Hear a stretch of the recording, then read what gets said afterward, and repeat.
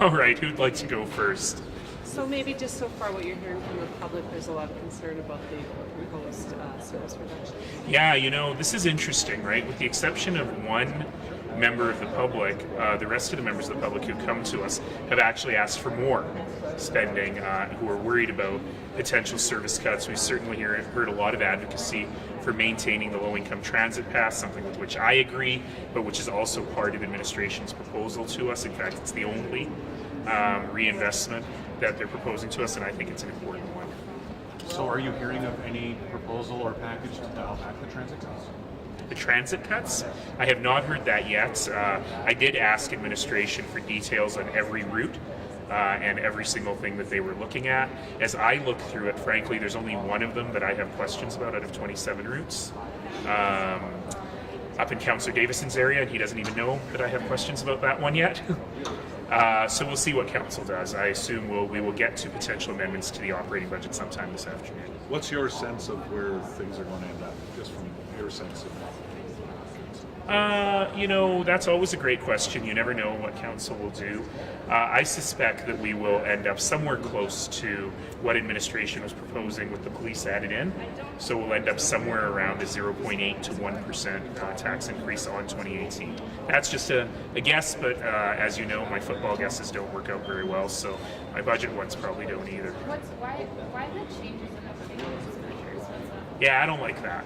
So we'll have a conversation about that. I think Mr. Morrison, one of the members of the public, was right about that, which is if the decisions the council is making is causing us not to hit our targets, well, we have to own up to that. We don't just change the targets. And I was pretty surprised to see that in the package. Especially the customer service ones, like, are we just not to have better customer service because we're... Well, it is possible that we will go down, but then council has to recognize the implications of the decisions that we make. So if in fact we cut service so people are mad, then our satisfaction ratings will go down. Rather than change our target satisfaction ratings, let's just own the fact that we made these decisions that did not allow us to reach those targets.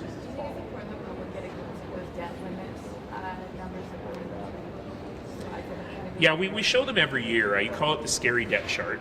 It's the not so scary anymore debt chart, thanks to some good decisions that we've made. The one slide is a bit frustrating that talks about 5 or 6 potential projects that take us over the debt limit. It doesn't say what those projects are. Heck, I don't even remember myself what those projects are. Obviously, it is extremely unlikely that council would ever take on 6 big projects like that without any external funding and do it all through debt. But it was important for a number of members of council for people to see a worst case scenario. However, today's scenario is that the debt is remaining stable or going down as a percentage of our debt limit, even with the green line added, which is a massive increase to our potential debt. That said, we remain in very, very, very good debt position. We don't run a deficit, and we maintain an exceptionally high credit rating, and I think those are all good things for us to remember.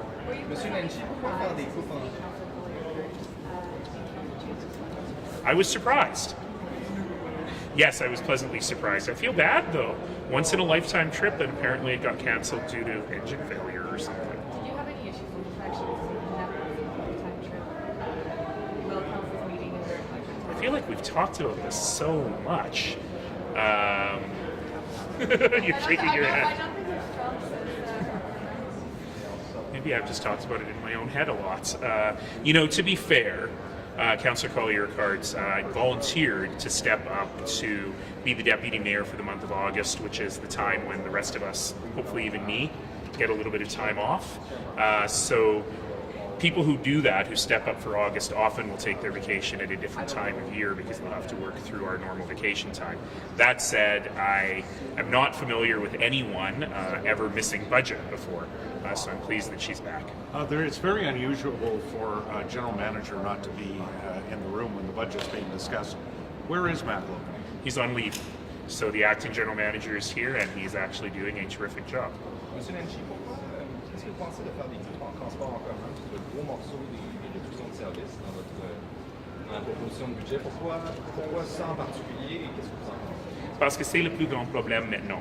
Parce que les niveaux de ridership sont beaucoup plus baissés à cause de la récession économique. Donc c'est important de trouver pour les coûts, où les coûts se trouvent. En même temps, c'est l'inverse, c'est important pour vous de faire plus de place au transport en commun. C'est très très important de comprendre qu'il y a un problème ici. Parce qu'on dit pour le transport en commun, if you build it, they will come. Et le verso, c'est plutôt vrai. Si on n'a pas des niveaux de service, on va peut-être plus baiser le ridership. Donc c'est très très difficile pour faire ces décisions. I should actually do that one in English too. So that was about transit, right? And so the challenge with transit is that the ridership numbers are down because of the economic downturn. But we know one thing for sure about transit, which it follows the pattern of if you build it, they will come. And the converse is also true. If you cut it too much, they won't come. And if you make transit more and more difficult for people to take, then you will actually end up in a vicious circle where ridership will go down even more. And getting that balance right is extraordinarily important. Can you clarify, are these like cuts to routes that were going to be growth areas in the initial 4-year budget, or these are cuts to actual routes? No, these are cuts to actual routes. And so many of them will not have a huge impact on riders. It might be from 30 minutes to 35 minutes, or it might be reducing the frequency during very low ridership times. There are one or two that actually will cause people to have to change their patterns a little bit, and those are the one or two that I'd like to ask more about.